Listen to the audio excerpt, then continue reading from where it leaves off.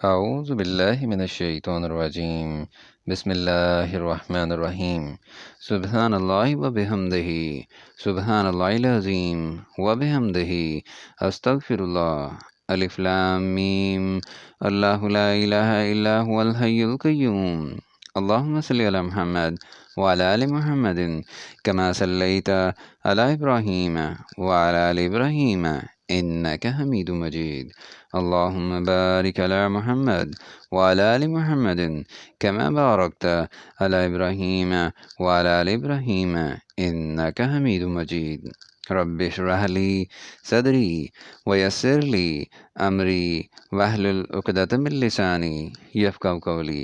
السلام علیکم ورحمۃ اللہ وبرکاتہ۔ سورہ نجم کا ترجمہ بیان کیا جا رہا ہے، آیت نمبر 1 سے لے کر آیت نمبر 62 تک۔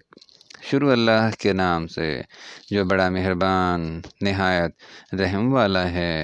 تارے کی قسم جب غائب ہونے لگے کہ تمہارے رفیق محمد صلی اللہ علیہ وآلہ وسلم نہ رستہ بھولے ہیں، نہ بھٹکے ہیں، اور نہ خواہش نفس سے منہ سے بات نکالتے ہیں۔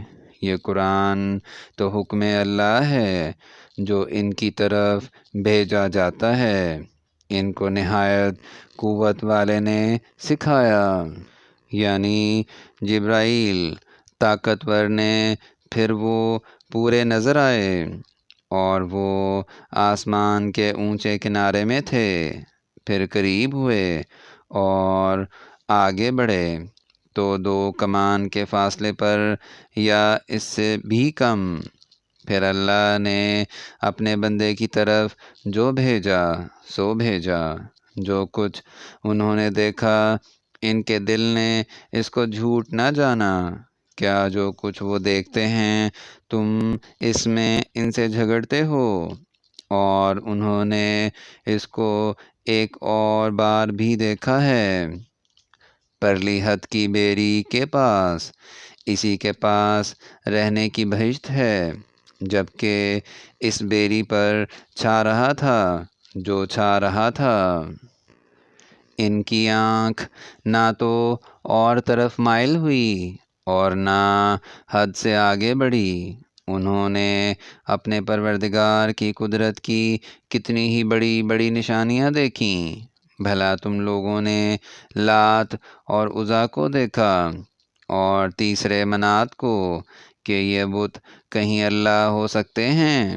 مشرکو، کیا تمہارے لیے تو بیٹے اور اللہ کے لیے بیٹیاں؟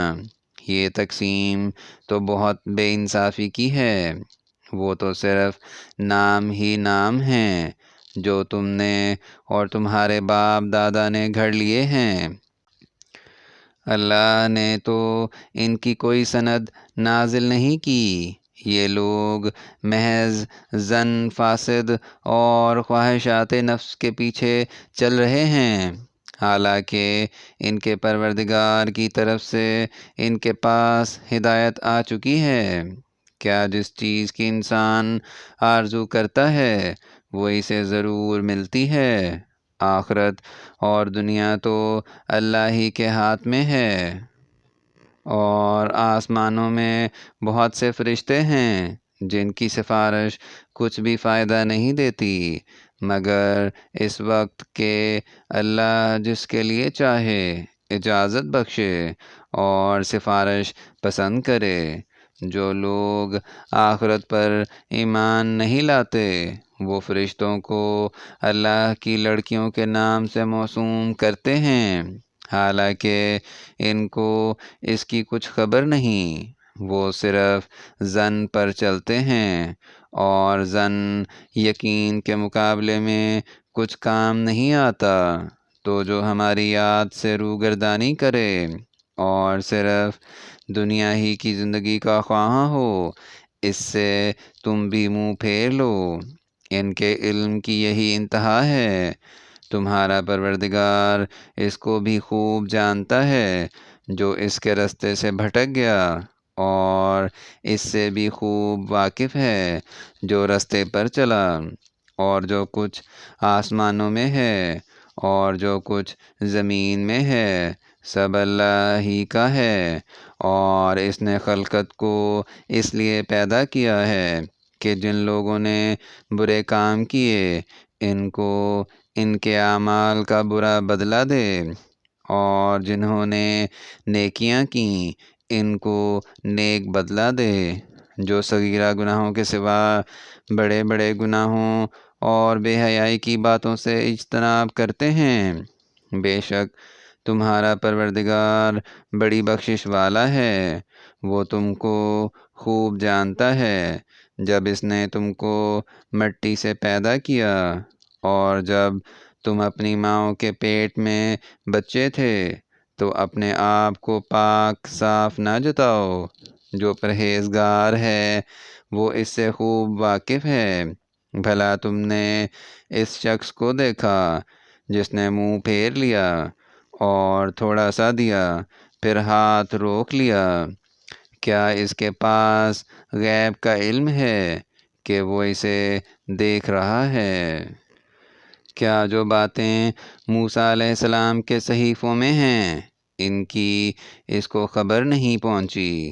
اور ابراہیم علیہ السلام کی جنہوں نے حق کے اطاعت اور رسالت پورا کیا، وہ یہ کہ کوئی شخص دوسرے کے گناہ کا بوجھ نہیں اٹھائے گا، اور یہ کہ انسان کو وہی ملتا ہے جس کی وہ کوشش کرتا ہے، اور یہ کہ اس کی کوشش دیکھی جائے گی، پھر اس کو اس کا پورا پورا بدلہ دیا جائے گا، اور یہ کہ تمہارے پروردگار ہی کے پاس پہنچنا ہے، اور یہ کہ وہ ہنساتا اور رلاتا ہے، اور یہ کہ وہی مارتا اور جلاتا ہے، اور یہ کہ وہی نر اور مادہ دو قسم کے حیوان پیدا کرتا ہے، یعنی نطفے سے جو رحم میں ڈالا جاتا ہے، اور یہ کہ قیامت کو اسی پر دوبارہ اٹھانا لازم ہے، اور یہ کہ وہی دولت مند بناتا اور مفلس کرتا ہے، اور یہ کہ وہی شعراء کا مالک ہے، اور یہ کہ اسی نے عاد اول کو ہلاک کر ڈالا اور سمود کو بھی، غرض کسی کو باقی نہ چھوڑا، اور ان سے پہلے قوم نوح کو بھی کچھ شک نہیں کہ وہ لوگ بڑے ہی ظالم اور بڑے ہی سرکش تھے، اور اسی نے الٹی ہوئی بستیوں کو دے پٹکا، پھر ان پر چھایا جو چھایا۔ تو اے انسان، تو اپنے پروردگار کی کون کون سی نعمت پر جھگڑے گا؟ یہ محمد صلی اللہ علیہ وآلہ وسلم بھی اگلے ڈر سنانے والوں میں سے ایک ڈر سنانے والے ہیں۔ آنے والی یعنی قیامت قریب آ پہنچی۔ اس دن کی تکلیفوں کو اللہ کے سوا کوئی دور نہیں کر سکے گا۔